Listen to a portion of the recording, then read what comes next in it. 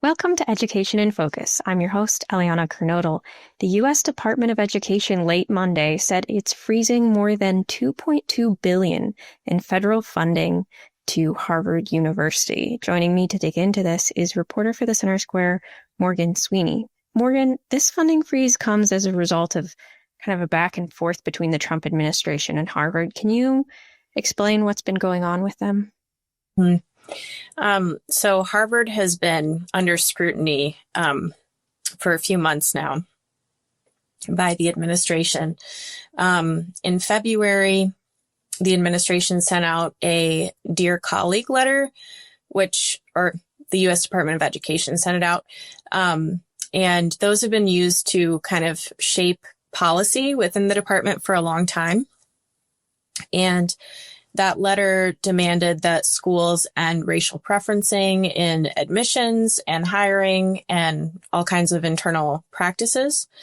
And then in March, the Department of Education sent out a letter to 60 universities that they were investigating for anti-Semitic discrimination.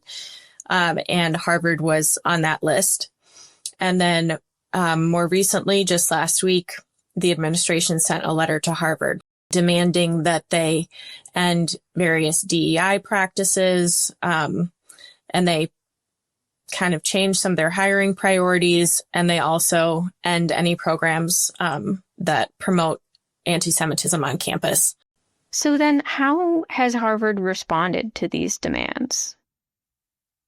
So Harvard has said that, of course, it doesn't want to promote anti-Semitism on campus, but it believes that the administration is violating its First Amendment rights and that it's a breach of its power, that it doesn't really have the power through Title VI to do what it's doing. So then it was kind of in response to this that they pulled that or froze that $2.2 billion.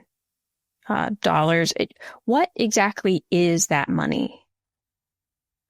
So Harvard, as I understand it, receives about $9 billion in federal funding as things now stand.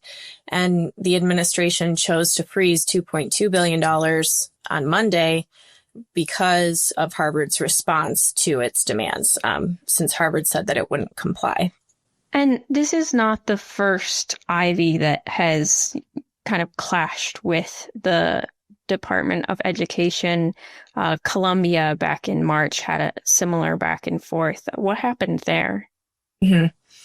Yeah, the administration reached out to Columbia and said that it was going to freeze $400 million in federal funding to that university for some similar reasons, but it's not entirely the same, but including the anti-Semitic discrimination.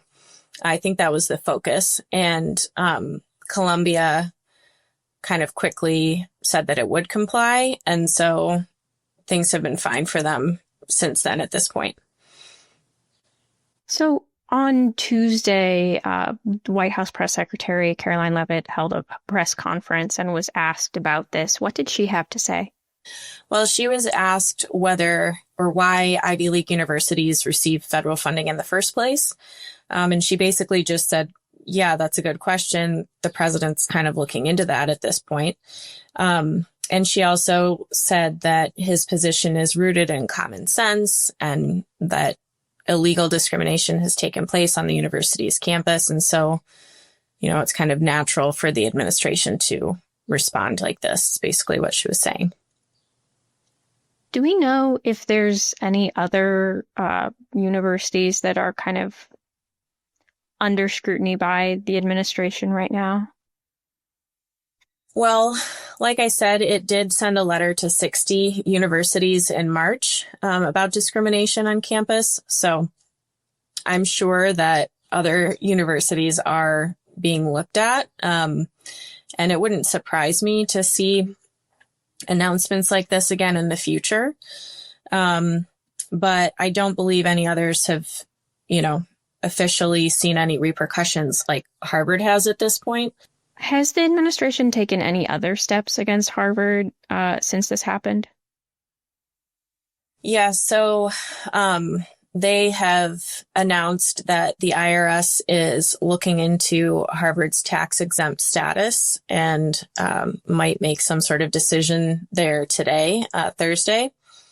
And also the Department of Homeland Security has threatened to withhold $2.7 million from the university.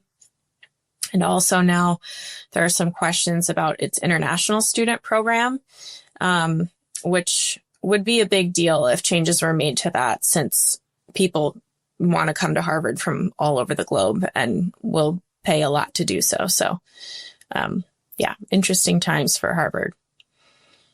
Yeah, it will be interesting to see how this gets resolved. You can continue to follow this story at thecentersquare.com.